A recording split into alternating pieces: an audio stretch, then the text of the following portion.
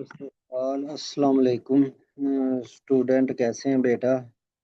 आज हम लोग बेटा डिस्कस करेंगे जी top 10 MCQs general knowledge about Allama Iqbal.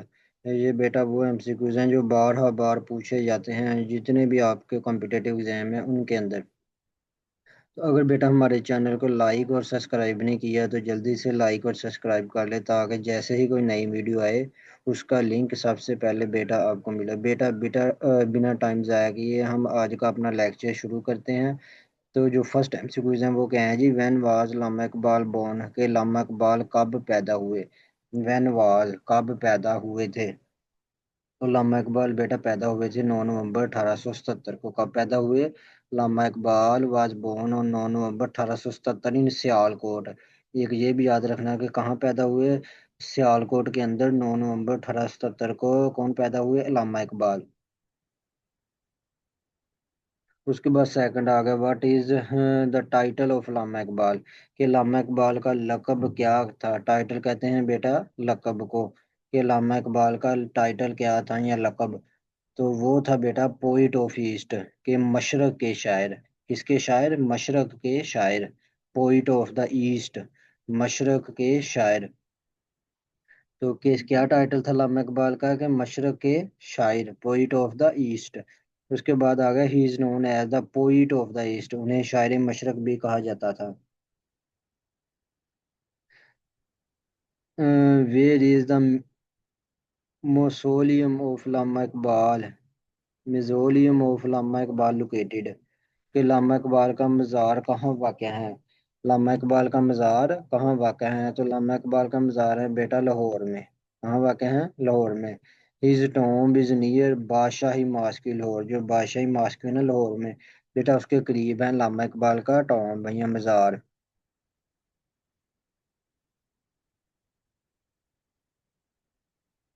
Lama Iqbal का मज़ार कहाँ वाक़ है? लाहौर में वाक़ है, नियर बादशाही मस्जिद, मीन्स बादशाही जो मस्जिद है ना बेटा लाहौर के अंदर उसके पास है लामा इकबाल का मज़ार। उनका मज़ार लाहौर में बादशाही मस्जिद के करीब वाक़ है। बादशाही मस्जिद है ना जो उसके पास वाक़ है लामा इकबाल का मज़ार। इसी तरह आगे आ गया जी, which famous poem did Iqbal write for children? बच्चों के लिए लामा इकबाल ने सबसे मशहूर नज़म कौन सी लिखी? कौन सी ऐसी नज़म है जो लामा इकबाल की मशहूर है बच्चों के लिए? तो वो है बेटा लपे आती है दुआ बन के तमन्ना मेरी, जो हम असेंबली के अंदर पढ़ते हैं ना, लपे आती।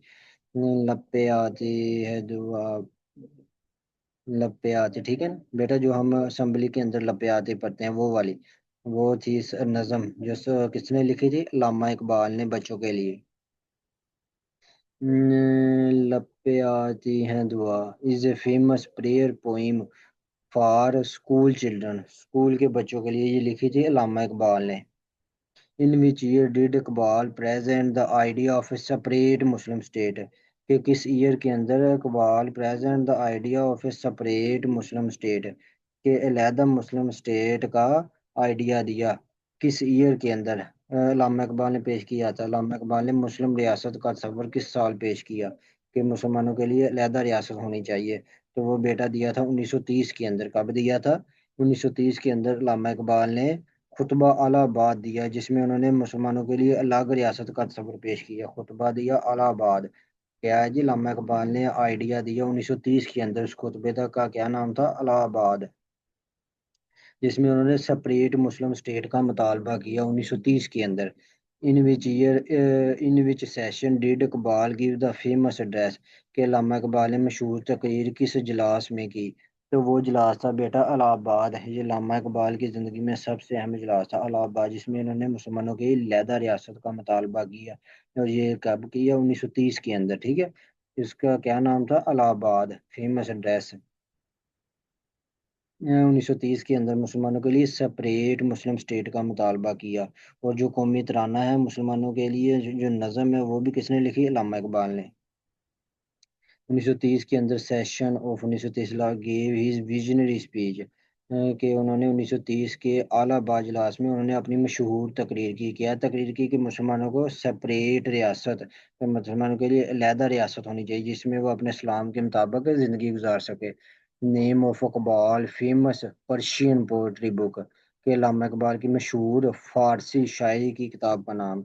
पर्शियन बेटा कहते हैं फारसी शायरी, पोएट्री होती है शायरी। पर्शियन फारसी, फारसी जो शायरी की, उस name of the Iqbal famous उस बुक का नाम बताए फारसी जिसमें शायरी की। तो वो है बेटा असरारे खुदी। क्या था जी? असरारे खुदी। उस बुक का क्या नाम है? असरारे खुदी। इसमें अल्लामा इकबाल ने कौन सी शायरी की? फारसी शायरी की, ठीक है।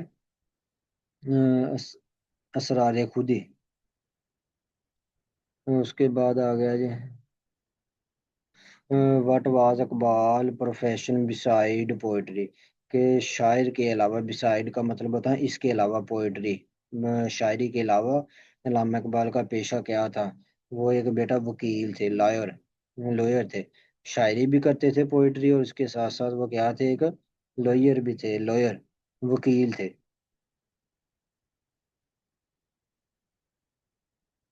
उसके बाद आ गया जी, Allama Iqbal was a professional lawyer in Lahore, Lahore के अंदर वो एक अच्छे वकील थे।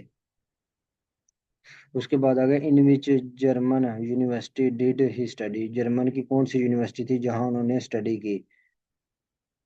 तो वो थी बेटा यूनिवर्सिटी ऑफ म्यूनिच। क्या नाम था? University of Munich, university of Munich.